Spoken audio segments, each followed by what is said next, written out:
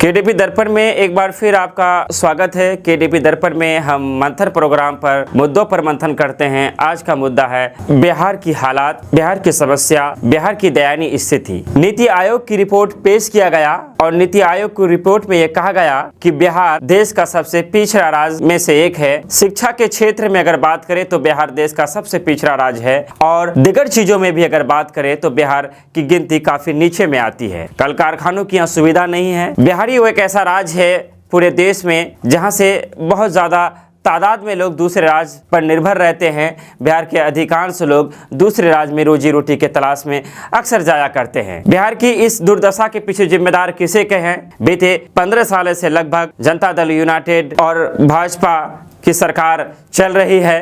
बीच में नीतीश कुमार ने लालू प्रसाद की पार्टी राष्ट्रीय जनता दल से भी गठबंधन किया।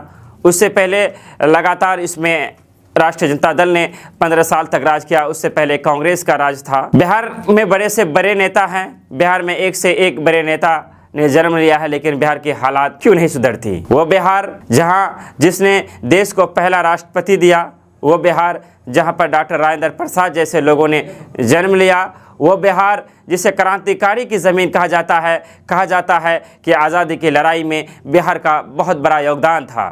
लेकिन आज बिहार की जो दुर्दशा हम देख रहे हैं, इसके लिए जिम्मेदार कौन है? हम इसके लिए बदनाम किसे करें? मैं समझता हूं कि 3 पार्टियां हैं जिन्होंने बिहार में लगातार लंबा शासन किया है। एक समय था जब लालू प्रसाद की पार्टी राष्ट्रीय जनता दल का शासन हुआ करता था। उस समय उनके शासनकाल को जंगल राज कहा जाता था। हत्या और चोरी चमारी की घटनाएं काफ़ी ज़्यादा होती थी और विकास के मामलों में बिहार काफ़ी पीछे था। एक ऐसा भी ज़माना आया जब बिहार को लोग हे दृष्टि से देखते थे, जब बिहारियों को लोग एक अलग ही तरह नज़रिया से देखने का काम करते थे। हालांकि नीतीश कुमार के शासन में कई काम किए गए। घर घर बिजली पहुंचाना, सड़कों का जो कनेक्टिविटी है उसे बढ़ाया गया। लेकिन यहाँ हम इस बात को कहकर नीतीश कुमार को क्लीन चिट नहीं देना चाहेंगे कि इन्होंने ज़्यादा काम किया, बल्कि हमें इस अंतर को भी देखना पड़ेगा कि उस समय की बजट और अभी की बजट आसमान ज़मीन का फर्क है। जब देश में राष्ट्रीय जनता दल की शासन हुआ करता था तो पंचायतों को 1 रुपया नहीं मिलता था, लेकिन आज पंचायतों को, एक पंचायत को 10 से 15-20 करोड़ मिलता है।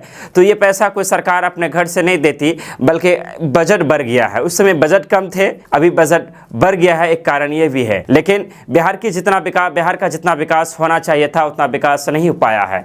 वो बिहार जो गरीबी रेखा में सबसे नीचे आता है, लेकिन बिहार की हर योजनाओं में लूट तराजी मचा हुआ है। मैं तमाम योजनाओं पर बात करूंगा अपने मंथन इस प्रोग्राम के जरिए और आपको बताने का काम करूंगा किस योजना में किस तरह से हमें लूटा जाता है, जनता के पैसे को बदनाम किया जाता है। हम आपसे गुजारिश करेंगे केडीपी दर्पण में आपको हमारा प्रोग्राम मंथन कैसा लगता है, अपनी बातों को कमेंट बॉक्स के जरिए हमें बताने का काम जरूर करें। मैं रमीज रेजा, आप देख रहे थे केडीपी दर्पण। हम लेते आज आपसे विदा, कल फिर मिलेंगे इस वादे के साथ। धन्यवाद, शुक्रिया।